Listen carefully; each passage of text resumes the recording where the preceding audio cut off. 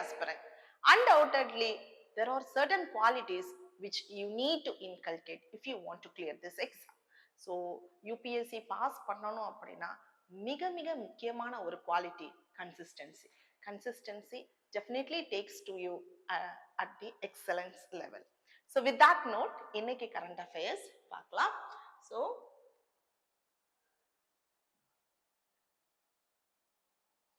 current affairs பார்க்கிறதுக்கு முன்னாடி we have a dedicated very intensive current affairs classes. So அதுல monthly current affairs class with that covers 100 hours of class, complete materials and regular current affairs test வந்து அதுல இருக்கு. So இன்னைக்கு news பார்த்தோம் அப்படின்னா endangered vulturesக்கு life லைனா நீர் மருத்து trees வந்து இருக்குன்னு சொல்றாங்க. எங்க இருக்குன்னா Mudumalai tiger reserve. So this is a recent study. So இந்த ஸ்டடி பொறுத்த வரைக்கும் தமிழ்நாடுல இருக்கக்கூடிய Mudumalai tiger reserve that is எங்க இருக்குன்னா மாயோர் வேலி அங்க இருக்கக்கூடிய the tree name is called the Terminalia arjuna trees, otherwise called நீர் மருத்து trees. ஸோ அங்க வந்து அங்க இருக்கக்கூடிய கிரிட்டிக்கலி என்டேஞ்சர்டான வல்ச்சர்ஸ்க்கு ஒரு லைஃப் லைனா ஒரு ஹோமா இருக்குன்றத இப்ப ரிசர்ச்சர்ஸ் கண்டுபிடிச்சிருக்காங்க. ஸோ அதை பத்தி தான் நம்ம பார்க்க போறோம். ஸோ வல்ச்சர் பொறுத்த வரைக்கும் ஆல்மோஸ்ட் இது வந்து ஒயிட் ட்ரம்ப்டு வல்ச்சர் வந்து அந்த இடத்துல இருக்குன்றத கண்டுபிடிச்சிருக்காங்க. ஸோ அங்க வல்ச்சர்ஸ்க்கு வந்து ப்ரீடிங் ஹேபிடேட்டும் அது இருக்கு. ஸோ கிட்டத்தட்ட 157 மலபார் ஜெயின் nest அங்க இருக்கு. That also not only for vulture and also it is a heaven for other species like elephants, deers and even crocodiles. So இது வந்து நிறைய இந்த ட்ரீ பாத்தீங்க அப்படின்னா tons of biomass and tons of carbon is providing, so that in the tree it not only conserve the species, also climate mitigation-க்கும் இது சப்போர்ட்டிவா இருக்கு அப்படின்றது சொல்றாங்க. ஸோ இந்த ட்ரீயை பொறுத்த வரைக்கும் this is a river bank Guardian as well. So it is native to Indian subcontinent. River பேங்க்ல தான் பொதுவா இந்த ட்ரீஸ் இருக்கும். ஏன்னா மாய்ஸ்ட் ஃபாரஸ்ட்ல இருக்கக்கூடிய ட்ரீ. ஸோ ரிவர் பேங்கையே ஸ்டெபிளைஸ் பண்ணக்கூடியது அண்ட் சாயில் எரோஷனை ப்ரிவென்ட் பண்ண அண்ட் சில்டேஷனை ரெடியூஸ் பண்ணும். It also support pollinators through flowers and fruits. So 93% living trees இருந்தது அப்படின்னா that indicates that healthy self sustaining population அங்க இருக்கு. ஸோ அதே மாதிரி இந்த ஒயிட் ட்ரம்ப்டு வல்ச்சர் கிரைசிஸ் இப்போ இல்லை, பிஃபோர் 1990s இருந்து இது நடக்க ஆரம்பிச்சிருக்கு. Because this white rumped vulture is a most common vulture across the India. Human ஹேபிடேஷன்ல இருக்கக்கூடிய one of the vulture type. So பாப்புலேஷனால இது கிட்டத்தட்ட 95% கிராஷ் ஆயிருக்கு பிகாஸ் ஆஃப் டைக்ளோஃபெனக் அப்படின்ற ஒரு பாய்சனிங்னால. டைக்ளோஃபெனக் எங்க இருக்குன்னா கேட்டல் மேல இருக்கக்கூடியது. ஸோ 2006 இந்த வல்ச்சரை ப்ரொடெக்ட் பண்ணணுன்றதுக்காக கவர்மெண்ட் என்ன பண்றாங்க, completely they banned the veterinary use of diclofenac. So that அது மட்டும் இல்லாம வல்ச்சருக்குன்னு சொல்லி கன்சர்வேஷன் ப்ரீடிங் சென்டர்ஸை வந்து எஸ்டாப்ளிஷ் பண்ண ஆரம்பிச்சாங்க. So now government have created vulture safe zones. Meloxicam was promoted as alternative drug to the diclofenac. So these are the initiatives what government have taken. And natural அதாவது நேச்சரா பாத்தீங்க அப்படின்னா clean up crews also happen. So இந்த vulture பொறுத்த வரைக்கும் animal கர்கசஸை feet பண்றதுனால it prevent the spread of infectious diseases. And இது வந்து ஒரு கீஸ்டோன் ஸ்பீஷிஸ். கீஸ்டோன் ஸ்பீஷிஸ்னா என்ன, ப்ரீவியஸா யூபிஎஸ்சில இதை ஒரு கொஸ்டினாவும் கேட்டிருக்காங்க. that plays a very critical role in the ecology, in the ecosystem. அப்ப இன்கேஸ் அந்த வல்ச்சர் இல்லாம போச்சு அப்படின்னா அந்த ஈகோசிஸ்டம்ல ஏதோ ஒரு பெரிய பாதிப்பு நடக்கும். அதனாலதான் அதுக்கு பேரு keystone species. So that led to increase of feral dog population, disease outbreak நடக்கும். So that is why keystone. So இது வந்து என்ன பொசிஷன்ல இருக்கு அப்படின்னா IUCN ரெட் லிஸ்ட் ஸ்டேட்டஸ்ல இருக்கு, ஸ்கெடியூல் 1ல இருக்கு under wild life protection act and சைட்டீஸ்ல அப்பெண்டக்ஸ் 2ல இருக்கு. ஸோ எந்த ஒரு ஸ்பீஷிஸ் நியூஸ்ல வந்தாலும் இந்த 3 கேட்டகரி நமக்கு நிச்சயமா தெரியணும். IUCN வைல்ட் லைஃப் ப்ரொடெக்ஷன் ஆக்ட்ல எந்த ஸ்கெடியூல் அண்ட் சைட்ஸ் அப்பெண்டிக்ஸ்ல. So what are the conservations of being taken பார்த்தோம்னா Vulture Conservation Breeding Center established in Haryana, West Bengal, Assam, Gujarat. இது கேட்க வாய்ப்பு இருக்கு. And vulture safe zones has been taken the steps. Alternative Meloxicam வந்து alternative கொண்டு வந்திருக்காங்க. Action plan has also comprehensive strategy vulture conserve பண்றதுக்கு அதுவும் Ministry of Environment கொண்டு வந்திருக்காங்க.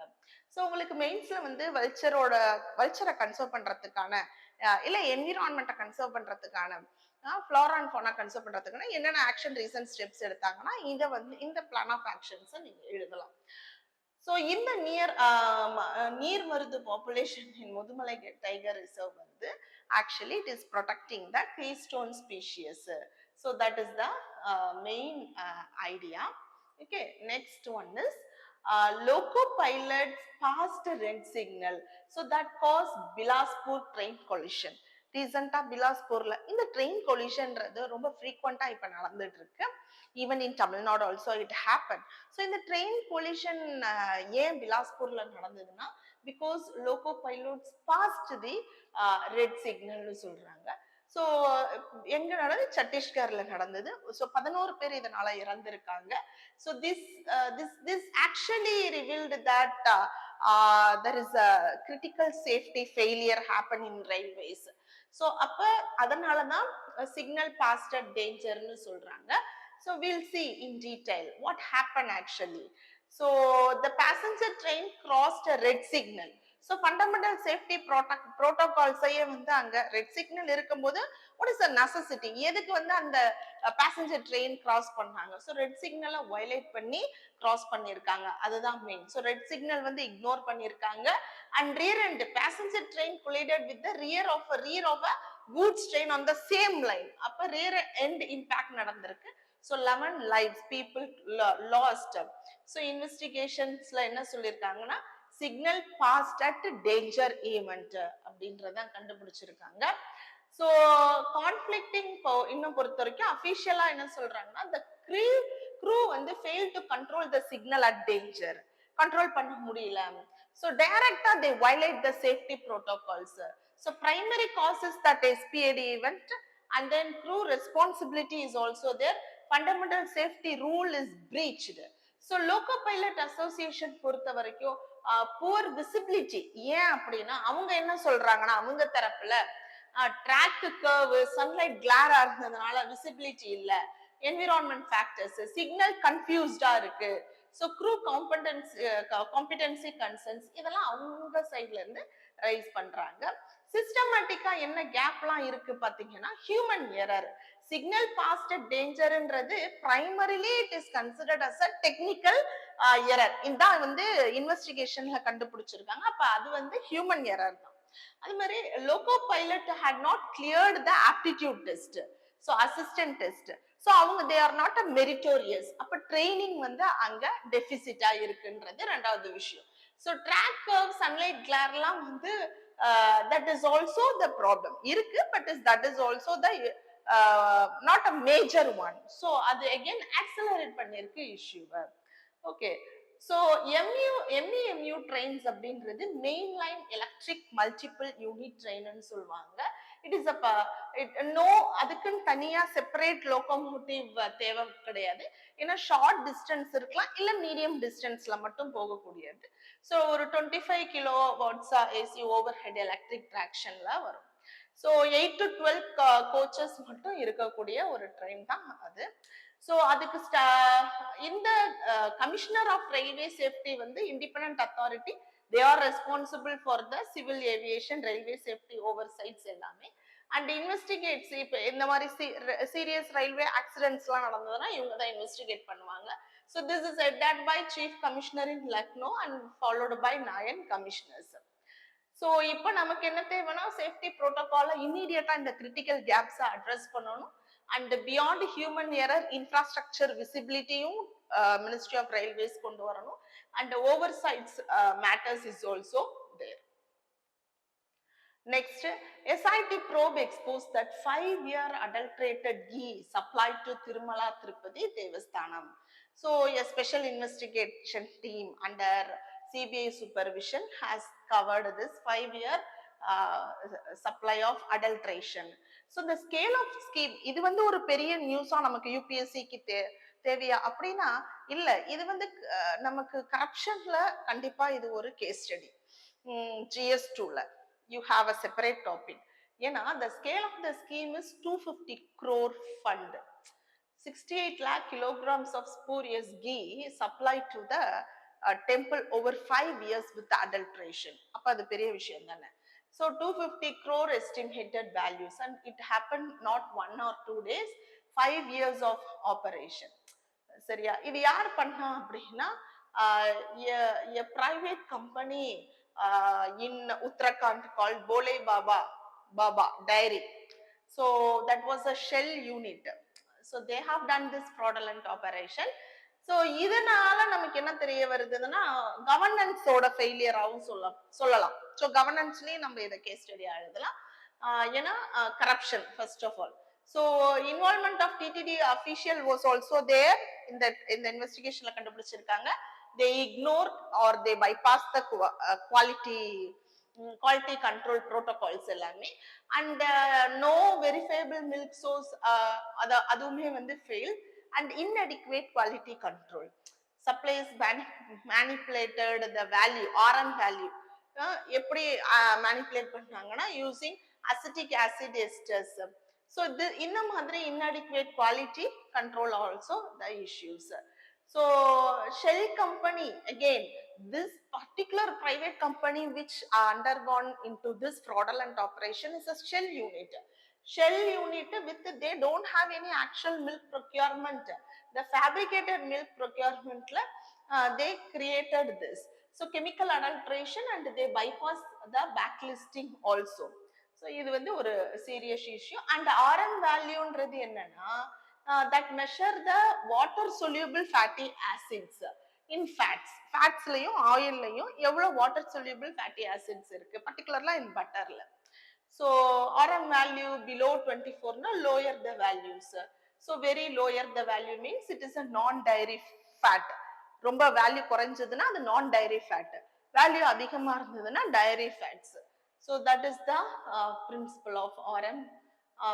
Then the implementation COP focused on finance, forest and fairness. 30th conference of UNFCCC என்ன சொல்லியிருக்காங்கன்னா Paris Agreement, they raise the they aim to implement the gap வந்து create ஆயிருக்கு. So அந்த கேப்பை வந்து பிரிட்ஜ் பண்ணணும்ன்றதுதான் இந்த கான்ஃபரன்ஸ்ல பேசப்பட்டது. அத முக்கியமா வந்து எங்க கேப் இருக்குன்னா climate finance. So mobilizing resource to support developing nations in mitigation and adaptation. அதே மாதிரி forest protectionsல and climate justice. So these are the 3 areas where they have a gap. So guided by the first global stock take. So இந்த gap address பண்ண சொல்லிருக்காங்க. ஏன்னா US withdraw ஆயிருக்காங்க climate change அந்த Paris agreementல இருந்து, and certain countries not even come with the national action plan on climate change. So UNFCCC பொறுத்த வரைக்கும் Rio earth submit 1992ல கொண்டு வந்தது. COPன்றது conference of parties, that is member nations. Annual meeting நடக்கும், decision வந்து ஒரு மனதாக தட் இஸ் கான்சென்சஸ்ல எடுப்பாங்க. அண்ட் UNFCCயோட secretariat will be supporting. So key protocols UNFCCயோட இது 3 தான். 3 கண்டிப்பா வந்து யூபிஎஸ்சிக்கு உங்களுக்கு தெரியணும். கியோட்டோ புரோட்டோகால் வந்து first major climate agreement. So அதுதான் ரிடக்ஷன் டார்கெட், ஒவ்வொரு டெவலப்டு நேஷன்ஸ்க்கும் என்ன ரெடியூஸ் பண்ண போறாங்கன்றது.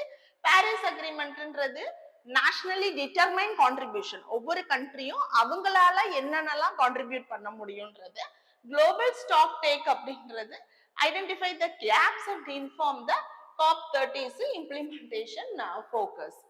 ஓகே, ஸோ இன்ஸ்டிடியூஷன் சப்போர்ட் பொறுத்த வரைக்கும் ஃபினான்ஷியல் மெக்கானிசம்ல green climate fund, Global Environment Facility, Adaptation Fund is there, and subsidiary bodies is also there to support this mechanism. In the question answer பண்ண try பண்ணுங்க. COP13 believes is being called the implementation COP. In this context, discuss the key financial and operational challenges in translating global climate commitments into actionable outcomes. with a special focus on the concerns of developing countries like India. Okay. So if you have any doubts, you can connect to this number. Thank you. Have a great day. Kurukshetra Kurukshetra Kurukshetra Kurukshetra Kurukshetra Kurukshetra